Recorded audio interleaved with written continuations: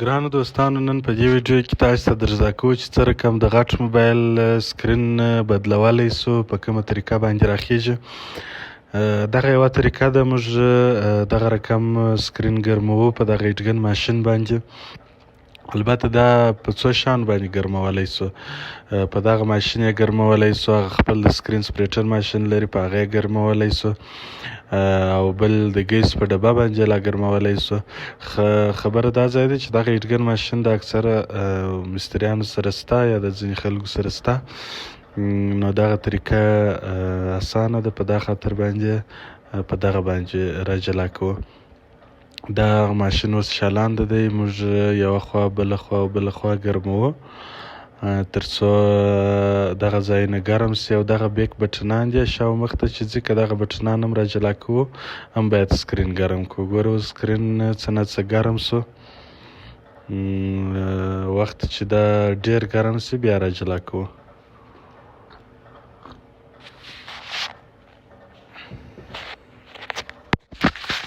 دغه کاغذ ور اچوو، د دې کاغذ په واسطه باندې هغه لاندې سریښ چې مښتي دي هغه سریښ کرار کرار جلا کوو. دغه هغه ځای دی چې لږ خطرناکه دی. په دغه وخت کې که چیرې بې احتیاطي ورسره وسي دغه سکرین ماتیږي. او بل مهمه خبره دا ده چې دغه شاوخوا پټې لري، دغه پټو سره احتیاط کیږي تر څو دغه پټې پرې نسي. دوستانو، که زموږ چینل مو نوي سبسکرایب کړی، حتما یې درسره سبسکرایب کړئ تر څو دغه رقم د ضرورت او د کار ویډیوګانې وګورئ. حتما به یو څه ترې زده کړئ، خامخا یې سبسکرایب کړئ.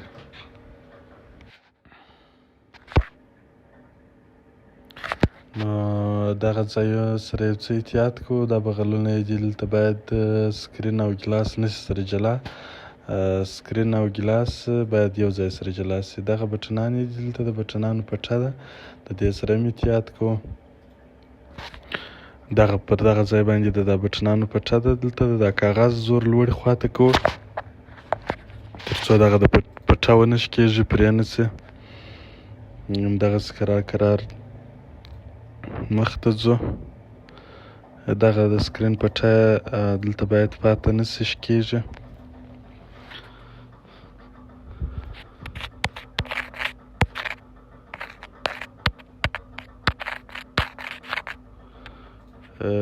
دغه که چیرې دلته کله کله کاغذ جام سي، مخ ته نه ځي یا سخت سي، نو بیا یو څه یې نور ګرموو تر څو هغه سریښ یې ګرم سي، ایله سي او بیا دوی سره جلا سي.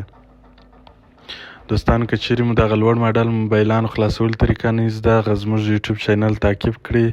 په هغه کې مو نورې ویډیوګانې پورته کړي دي، اپلوډ سوي دي. په هغه کې د هغو 4 نسل یا 5 نسل موبایلان چې اوس راغلي دي هغه ټول تشریح سوي دي. کولی سئ هلته طریقه زده کړئ. پاتې سو دا موبایلان کښته ماډل دي، د دې وارې تخت خلاصېږي، بیا دغه رقم یې سکرین خلاصولی سو.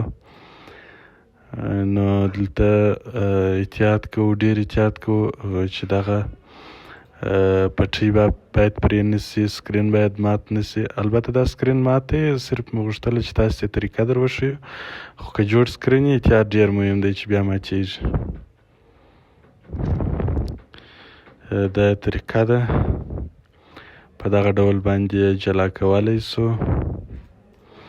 دغه پټه چې ده د قلم پټه ده او دا د سکرین پټه ده. دا د یوه مو کښی ځینې احتیاط ډېر ورسره کوو. دغه یې د قلم پټه ده. دا نوټ موبایلان چې دي دا دغه ډول یو د سکرین قلم لري، دغه رقم چې قلم کار پر کوي. دا چې په ټچ خطا سي بیا دا قلم کار نه کوي. دغه پټه د ډسپلې د تصویر ښکاره کوي. او دلته بله پټه، دغه پټه چې ده دا د ټچ دپاره ده چې ګوته کار پر وکړي پر سکرین باندې. 3 ډوله پټې دي پکښې.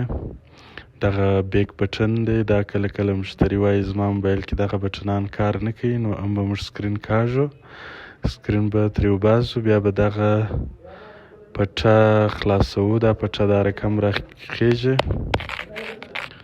دغه ډول یې دا پټه راکاږو، احتیاط سره کوو. دغه د هوم بټن، بیک بټن او مینیو بار بټنان ټوله. البته دا پټې ته د بیک بټنانو پټه وایي. دغه خلاصوو او دغه رقم یې بیا دغه پټه راپورته کوو. نو دغه بټنان دي، هغه موبایل چې بیک ته ځي دغه د هوم بټن دی، دغه چارې یو خراب وي دا ټوله پټه ورلویږي. بیا د ور اچولو طریقه یې دغه ډول ده، دغه ډول یې ور اچوو پټه.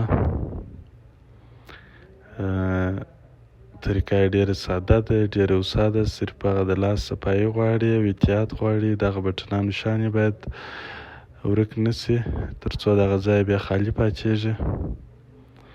دوستانو یو ځل بیا درته وایم زموږ یوټیوب چینل ته حتما سبسکرایب کړئ تر څو دغسې د ضرورت ویډیوګانې وګورئ او یو څه ترې زده کړئ. دا بټنان ور اچوو، پټه ور اچوو. پټه ته ور اچولو طریقه یې دغه ډول ده. دا جیبه پټه مو ور واچول. اوس راځو دلته سریښ ورکوو. سریښ چې مو ورکړه بیا سکرین دغه رقم پرېږدو او دا پټې هلته لاندې ور اچوو چې لاندې راوځي پټې. دوستانو یوټیوب چینل مو حتما سبسکرایب کړئ تر څو دغسې د ضرورت وړ ویډیوګانې وګورئ او راسره مل پاتې سئ. دغه یې طریقه ده، ډېره اسانه، ډېره هوسا. تاسې کولی سئ د نن وروسته د یو موبایل سکرین او ګیلاس راوباسئ د ایرینګ څخه، دغه رقم یې بورډ ورلویږي. دغه یې طریقه ده.